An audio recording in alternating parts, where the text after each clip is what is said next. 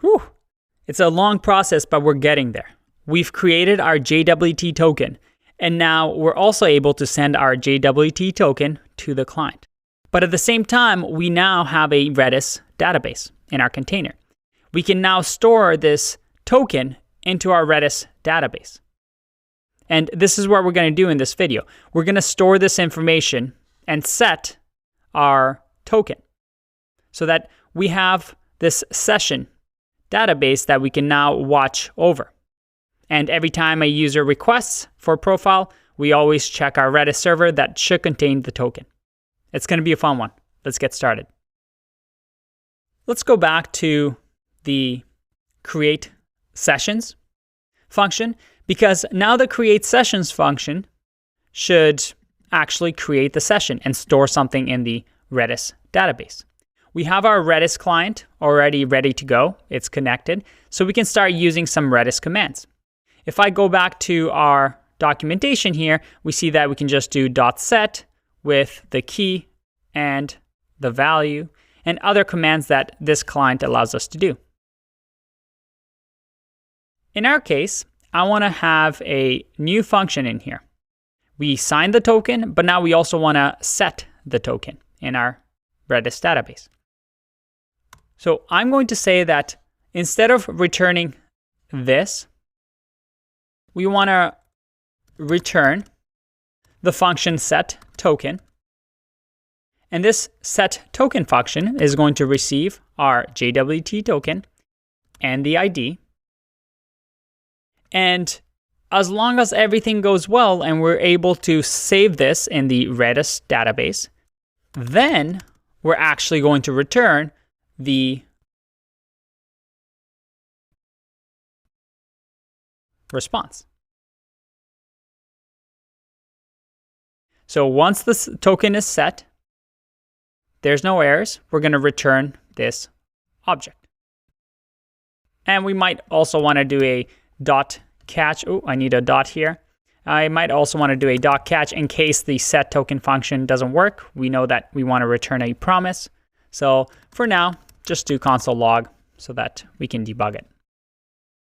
Now let's create the set token function.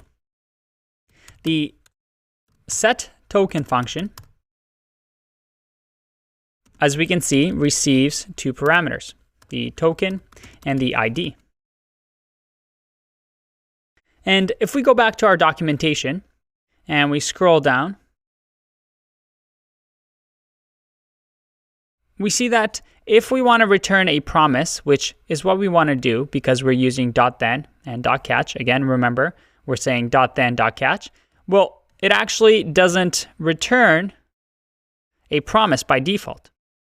And in order to return a promise, we have to use an external library like Bluebird that actually makes things into a promise. Luckily for us, Bluebird was something that was used back in the day when promises weren't native in Node, but we actually have a way to make sure that this returns a promise. I mean, we've done it all over the code base with promise.reject. And we can simply wrap this in a promise dot, for now, just resolve. So we're just going to assume that it's going to resolve for now. And this is something that you might want to add a promise and actually create a new promise with resolve and reject. But for now, we can just say promise.resolve. We're going to return this promise.resolve, and this promise resolve is going to do the Redis client dot set. And remember, set in Redis allows us to give it some strings. I'm going to set it so that the token will be the key and the value will be the ID. And just to name it better, let's just say that this is going to be key, value, and this is going to be key and value. Actually, I don't know if this is better naming because it's less descriptive, but for now, we're setting the token with key and value and hopefully returning a promise that as long as it resolves, which it does because we're returning promise.resolve, we're going to return a success user ID token. Let's save that. And I have a bit of an error here. Oh, and I see that this syntax over here, just make sure that we're returning an object. Let's just do a return here. That's a lot better. Let's try that again. All right, that's better. We're making sure that we're returning this object. Now, let's test this out. I'm going to go back to the front end. I'm going to sign out. And now I'm going to sign in with a@a.com. And I'm going to open up the network tab. Click sign in. All right, we're signed in. If I take a look over here, we have our token that we received. That's great. Now, here's the interesting part. If I go back to my Redis server, I should be able to say get and the key, that is this JWT token that we're storing. Let's see. Hey, look at that. We're able to get 1 because remember, the ID of the A user is 1. If I enter a get key that doesn't exist, I'll get 0. We were successfully able to actually set a token and add it to the Redis database.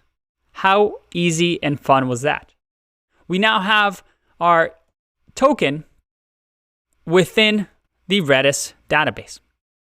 Now, again, some of you might be asking, are we using JWT the right way? Because JWT tokens already contain information within it. We could just verify them by running that verify method.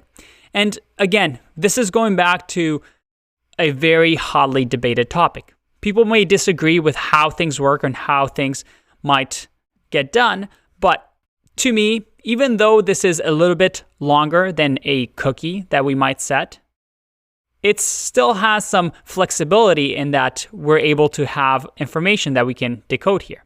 With greater flexibility, there is a greater responsibility. However, we now have a full control with our Redis database to do what we want.